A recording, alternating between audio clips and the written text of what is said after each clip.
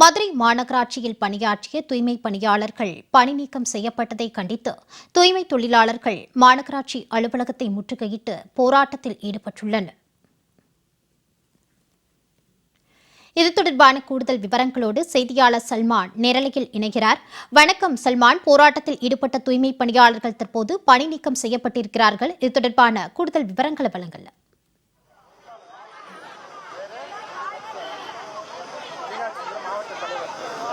மதுரை மாநகராட்சியில் அவர்லாந்து ஒப்பந்தம் நிறுவனமானது தூய்மை பணிகளை மேற்கொண்டு வருகிறது. அந்த தூய்மை பணிகளை மேற்கொள்வதற்கான அந்த தூய்மை பணியாளர்களை ஒப்பந்த அடிப்படையில் அவர்கள் பணியில் ஈடுபடுத்தப்பட்டு வருகிறார்கள். 5000த்திற்கும் மேற்பட்ட தூய்மை பணியாளர்கள் அவர்லாந்து ஒப்பந்த நிறுவனத்தின் கீழாக பணிபுரிந்து வரக்கூடிய ஒரு சூழலில் தான் அவர்லாந்து ஒப்பந்த நிறுவனம் வந்ததிலிருந்து அந்த பணிகளை தொடங்கியதிலிருந்து தூய்மை பணியாளர்களுக்கும் அவர்லாந்து நிறுவனத்திற்கும் இடையாக பல்வேறு கருத்து வேறுபாடுகள் நிலவி வருகிறது. குறிப்பாக அவர்லாந்து ஒப்பந்த நிறுவனமானது தூய்மை பணியாளர்களுக்கான அந்த ஒப்பந்தத்தை மீறி அவர்களுக்கான ஊதியத்தை முறையாக வழங்கப்படவில்லை. அதே போன்று தூய்மை பணியாளர்களுக்கான அடிப்படை வசதிகள் எதையுமே செய்து கொடுக்கவில்லை என தொடர்ந்து அவர்கள் குற்றம் சாட்டி வருகிறார்கள். அதே போன்று அந்த பெண் தூய்மை பணியாளர்களுக்கு உரிய பாதுகாப்பு இல்லை. அதே போன்று பணி நீக்கம் என்பது பழிவாங்கும் நடவடிக்கையாக பணி நீக்கம் செய்கிறார்கள்.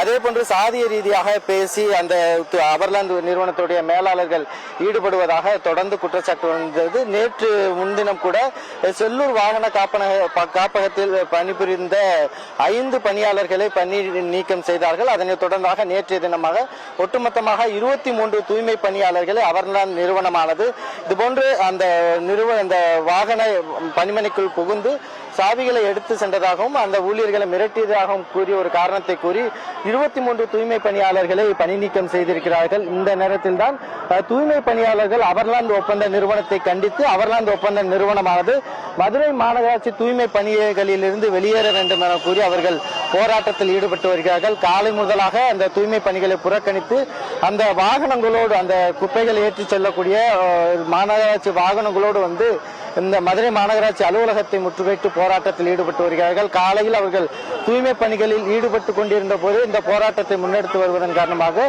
அவர்கள் இந்த போராட்டத்தை தொடர்ந்து வரக்கூடிய காட்சிகளை பார்க்க முடிகிறது.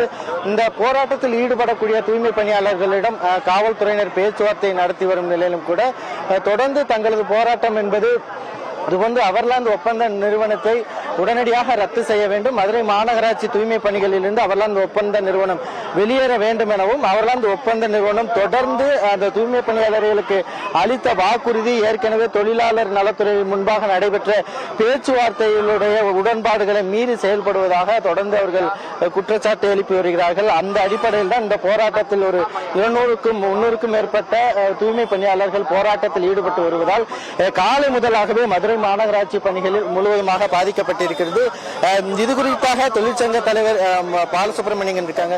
தொடர்ந்து இந்த அவர்லாந்து நிறுவனத்திற்கு எதிராக வெளியேற வேண்டும் என்று போராட்டம் பண்றீங்க, பல்வேறு பேச்சுவார்த்தைகளும் நடத்தப்பட்டிருக்கு. ஆனாலும் எந்த முடிவும் மாநகராட்சியோ தமிழக அரசோ எடுக்காத நிலை இருக்கு. ஏற்கனவே பேச்சுவார்த்தையில் உடன்பாடுகள் எட்டப்பட்டு அது கூட நிறைவேற்றப்படாமல் இருக்கு. இதற்கு என்னதான் கடைசியா பண்ண போறீங்க சார்? அதாவதுங்க, இந்த தனியார் ஒப்பந்த நிறுவனமான அவர்லாந்து நிறுவனம் இங்கே வந்து முற்றிலுமாக அந்த நிறுவனத்தை இங்கிருந்து வெளியேற்றணும். அது ஒன்று மட்டும்தான் தீர்வு. ஆனால் நிரந்தர தீர்வு என்பது தனியார் மயம் கூடாது அப்படின்றதான். அது அரசுகிட்ட நாங்கள் தொடர்ந்து வலியுறுத்திட்டு வர்றோம். இருந்தாலும் மற்ற மாநகராட்சியில் இல்லாத கூடுதலான நெருக்கடியை பிரச்சனைகளை தொழிலாளிகள் வந்து கொத்தடிமை மாதிரி நடத்துறது, நினைச்சா பணி நீக்கம் செய்வது என்பது இந்த அவர்லாந்து நிறுவனம் மதுரையில் மட்டும் தொடர்ந்து பண்ணிக்கிட்டு இருக்கு. இதையெல்லாம் நாங்கள் எதிர்ப்பு கேட்கறதுனால தான் இங்கே பிரச்சனை பெருசாக தெரியுது. மற்ற இடங்களில் எதிர்ப்பு என்பது எந்த அளவுக்கு இருக்குன்னு நம்மளுக்கு தெரியல. இந்த சூழ்நிலையில தான் 5 நாள் போராட்டத்துக்கு 5 நாள் தானே சம்பளத்தை பிடிக்கணும். ஆனால் அவர்லாந்து நிறுவனம் என்ன செஞ்சிருக்கு, 8 நாள் 9 நாள் சம்பளத்தை பிடிச்சிருக்காங்க. இந்த சம்பளத்தை எப்படி நீங்கள் கூடுதலாக பிடிக்க போடுறது கேட்டது தான் இப்போ அவங்களுக்கு எங்கள் மேலே வந்து ரொம்ப வன்மத்தோட தொழிலாளி மேலே நடந்துக்கிறாங்க. அதுக்கு கேள்வி கேட்ட 5 டிரைவரை வேலையை விட்டு நிப்பாட்டுறாங்க. அவங்கள ஏன் நிப்பாட்டுன்னு கேட்க போன தொழிற்சங்க தலைவர்களையும் வந்துட்டு ரொம்ப அராஜகமாக பேசுகிறாங்க. தொழிற்சங்க தலைவர்களே மிரட்டுறாங்கன்னா அப்போ தொழிலாளிகளை இவங்க கிட்ட என்ன பாடுபடுவாங்கன்னு கேட்க வேண்டியதில்லை. இந்த நிலைமையில தான் பாதிக்கப்பட்ட டிரைவர்கள் வந்து அந்த அஸ்வின்ற நபர், பிரசாந்த் 2 பேர் நபர் மேலே வந்துட்டு செல்லூர் காவல் நிலையத்தில் அவர்கள் மீது வந்து ஹாராஸ்மெண்ட், அதாவது வன்கொடுமை சட்டத்தின் கீழ் வழக்கு பதிவு பண்ண கம்ப்ளைண்ட் கொடுத்துட்டாங்க. 2 நாளாச்சு, இது வரைக்கும் எஃப்ஐஆர் போடலை. முக்கியமாக தொழிற்சங்கங்கள் மீது அவர்கள் முன் வச்சிருக்கக்கூடிய குற்றச்சாட்டுன்னா வண்டியுடைய சாவிகளை வந்து எடுத்துட்டு போயிட்டாங்க சொல்றாங்க. 500 சாவி என்பது இவங்க வந்துட்டு பொய் சொல்றாங்கன்றதுக்கு அந்த 500 சாவி காணாம போச்சுன்றதே வந்துட்டு யாரும் சொன்னா நம்புற மாதிரி இல்ல. ஆனா அப்படி வந்த குறுக்கு வழியில இந்த செயல்படக்கூடிய தொழிற்சங்கங்கள் இல்ல. நாங்க இங்க இருக்கிறவங்க 40 ஆண்டு காலமாக இங்க தொழிலாளிகளுக்காக போராடக்கூடிய சங்கம் தான் சிஐடியும் இங்க இருக்கக்கூடிய விசிகா சங்கம். ஆனா இன்னைக்கு வந்த அவர்லாண்டு நிறுவனம் வந்து இப்படி அப்பட்டமான பொய்யான அவதூறு பரப்பக்கூடிய விஷயத்தை சொல்லி தொழிலாளிகள் பிரச்சனையை திசை இருப்ப வேலையை பண்றாங்க. சாவிகள் என்பது அங்கதான் இருக்கு, அவங்களே எடுத்து வச்சுக்கிட்டு திருப்பி வந்துகிட்டு இப்ப வண்டி எல்லா வண்டியும் ஓடிக்கிட்டு இருக்கு. இப்ப மட்டும் எப்படி எல்லா வண்டியும் ஓடுது? எனவே இது வந்து பொய்யான குற்றச்சாட்டு. அந்த சாவிகளை காணவில்லைன்னு சொல்லி கொடுத்த அந்த புகாரை கொடுத்தது யாருன்னு கேட்டீங்கன்னா, ஏற்கனவே ஆணையாளர்னால பணி நீக்கம் செய்யப்பட்ட இவர் வந்து அவர்லாண்டு நிறுவனத்தில் இவர் வந்து நீங்க பணியில அமர்த்தக்கூடாது என்று ஆணையாளரே போட்ட உத்தரவு இருக்கு. இந்த அஸ்வின்ற நபர், அந்த நபர் பேர்ல தான் 2 மாசத்துக்கு முன்னால போட்ட உத்தரவு. அந்த உத்தரவு படி அந்த நிறுவனத்துக்கு உள்ளே நீங்க அனுமதிச்சிருக்க கூடாதுல. ஆனா இப்பதான் அவரு வந்து அங்க எல்லா அதிகாரமும் பண்றாரு. அவர் பேர்ல தான் இப்பயும் இந்த வழக்கு புகார் என்பது கொடுத்திருக்காங்க, சாவியை காணவில்லை. ஆக அவர்லாண்டு நிறுவனம் வந்து தொழிற்சங்கங்களை மதிக்காது மட்டுமில்ல, தொழிலாளிகளை மதிக்காது மட்டும் இல்ல, மாநகராட்சி ஆணையாளரோட உத்தரவே மதிக்காத ஒரு அராஜக போக்கான நிறுவனமாக இருக்கின்றதுக்கு இது ஒரு ஆதாரத்தை நான் உங்ககிட்ட தெரிவிக்கணும்னு விரும்புறேன். எனவே இந்த சூழ்நிலையில் நாங்கள் சொல்றது என்னன்னா, நாங்கள் கொடுக்கப்பட்ட புகார் மீது உடனடியாக காவல்துறை நடவடிக்கை எடுக்கணும். இரண்டாவது, நேற்று இந்த காரணத்தினால திட்டமிட்டு தொழிற்சங்க நடவடிக்கை ஈடுபடக்கூடிய நபர்களாக பார்த்து தொழிலாளிகளாக இருக்கக்கூடிய டிரைவர்களாகவும் தூய்மை பணியாளர் இருக்கக்கூடிய 23 பேரை திட்டமிட்டு பழிவாங்கும் நோக்கத்தோட பணி நீக்கம் செஞ்சிருக்காங்க. இது முற்றிலும் வந்துகிட்டு தொழிற்சங்கத்துக்கு தொழிலாளர் விரோத போக்கினுடைய உச்சபட்சமான நடவடிக்கை. இதை நாங்கள் வன்மையாக கண்டிக்கிறோம். உடனடியாக எந்த நிபந்தனையும் இல்லாமல் பணி நீக்கம் செய்யப்பட்ட 23 தொழிலாளிகளை பணிக்கு திரும்ப அழைத்துக் கொள்ளணும். அதே போல போன மாச சம்பளத்தில் போராட்டத்தை நடத்தி கலந்து கொண்டதுக்காக கூடுதலாக பிடிக்கப்பட்ட சம்பளத்தை, அந்த 4 நாள் சம்பளத்தை மீண்டும் வழங்கணும். இந்த கோரிக்கையை முன் வச்சுதான் உடனடியாக இதுக்கு தீர்வு கிடைக்க வேண்டும் என்பதற்காக தான் இன்னைக்கு நாங்கள் மாநகராட்சியில் அண்ணாமலையை முன்பு போராட்டத்தை என்பதை நடத்திக்கிட்டு இருக்கோம். 56 லட்சம் ரூபாய் அளவுக்காக இந்த தூய்மை பணியாளர்களோட ஊதியத்தை பிடிச்சு அவங்க கொள்ளையடிச்சிருக்காங்கன்னு ஒரு குற்றச்சாட்டு வச்சிருந்தீங்க. தொடர்ந்து ஊழியர்களோட அந்த ஊதியத்தை எடுத்துக்கிறாங்களா? அந்த குற்றச்சாட்டு இருக்குதா? ஆமா, அது ஒவ்வொரு மாசமே இது நடக்கிறது தான். ஒவ்வொரு மாசமும் இந்த நிறுவனம் வந்து அந்த தொழிலாளிகளுக்கு நியாயமாக கொடுக்க வேண்டிய ஊதியத்திலேருந்து 500 ரூபா 1000 ரூபா அப்படின்றது குறைச்சி சம்பளம் போடுறதா வழக்கமாக இருக்கு. அது பல நேரங்களில் பேசி சரி பண்ணியிருக்கோம். ஆனாலும் கூட அவங்க வந்துட்டு அந்த தவறை திருத்திக்கிறதா இருக்கல. அது வந்து தவறுன்னு சொல்ல முடியாது. அவங்க திட்டமிட்டு ஒரு நோக்கத்தோட இந்த தொழிலாளிகளுடைய ஊதியத்திலேருந்து ஒரு பகுதியை கொள்ளையடிப்பது, அபகரிப்பது அப்படின்ற முறையில் அதை பண்றாங்க. எனவே திட்டமிட்டு பண்றதை நம்ம சொல்றதுனால அவங்க திருந்துவாங்கன்னு நம்ம வந்து கருதலை. ஆனா இது வந்து ரொம்ப கூடுதலாக இருக்கு. ஒரு 4 நாள் சம்பளம் வேலை பார்த்து அந்த 4 நாள் சம்பளத்தை கொடுக்கல அப்படின்றது வந்துட்டு எந்த வகையிலும் ஏத்துக்கிற முடியாது அப்படின்றதான். எனவே அந்த நிறுவனம் நீங்க என்ன போராடினாலும் போடுங்க, நான் செய்யறதா செய்வேன் அப்படின்ட்டு சவால் விடக்கூடிய இடத்துக்கு இந்த நிறுவனம் இன்னைக்கு இருந்திருக்கு அப்படின்றத நம்ம அதில் பார்க்க வேண்டியிருக்கு. மதுரை மாநகராட்சி இந்த தூய்மையான நகரப்பட்டியல 40வது இடத்துக்கு போனதுக்கு தொழிற்சங்கம் தான் காரணம்ட்டு அவங்க அவர்லாந்து நிறுவனம் சொல்றாங்க சார். நீங்க அதை எப்படி சார்? இல்ல, அப்படி சொல்றவங்களை பார்த்து நாங்க ஒரு கேள்வி கேட்கிறோம். இதே தொழிற்சங்கங்கள் இருந்த போதுதான் கடந்த காலங்களில் மதுரை மாநகராட்சி இந்தியாவிலேயே தூய்மை நகரத்தில் முதன்மையான இடத்துல வந்தது பாராட்டு சான்றிதழெல்லாம் மத்திய அரசுகிட்ட இருந்து வாங்கியிருக்கு. அப்போ இந்த தொழிற்சங்கங்கள் வந்து அப்பெல்லாம் காரணமா இல்லையா? எனவே வந்து இவங்க சொல்லக்கூடிய வந்து குற்றச்சாட்டு என்பது உண்மைக்கு புறம்பானது. உண்மையில் எப்போ இந்த நகரம் என்பது மாசடைந்த நகரமாக, குப்பை கூலமான நகரமாக எப்போ மாறுது? இந்த அவர்லாண்டு என்று சொல்லக்கூடிய தனியார் நிறுவனம் உள்ள வந்ததுக்கு பிறகுதான் வருது.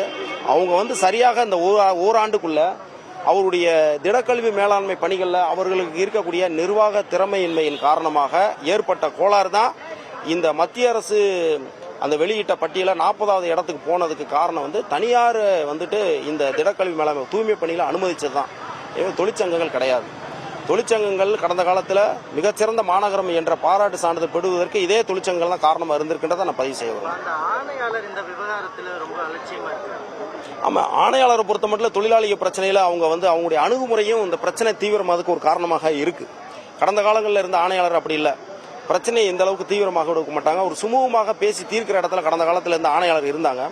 இப்ப இருக்கக்கூடிய அந்த ஆணையாளர் திருமதி சித்ரா விஜயன் அவர்கள் தொழிலாளர்கள் பிரச்சனையை கையாளுவதில் அவருடைய நிர்வாக திறனில்லாத போக்கு ஒரு காரணமாக இருக்கு. அதுவும் இந்த போராட்டம் இந்த அளவுக்கு தீவிரமானதுக்கான வாய்ப்பையும் உருவாக்குனதுக்கு அது ஒரு முக்கியமான அவங்களும் ஒரு முக்கியமான பங்கு வகிச்சிருக்காங்கன்றதை நான் சொல்ல விரும்புறேன்.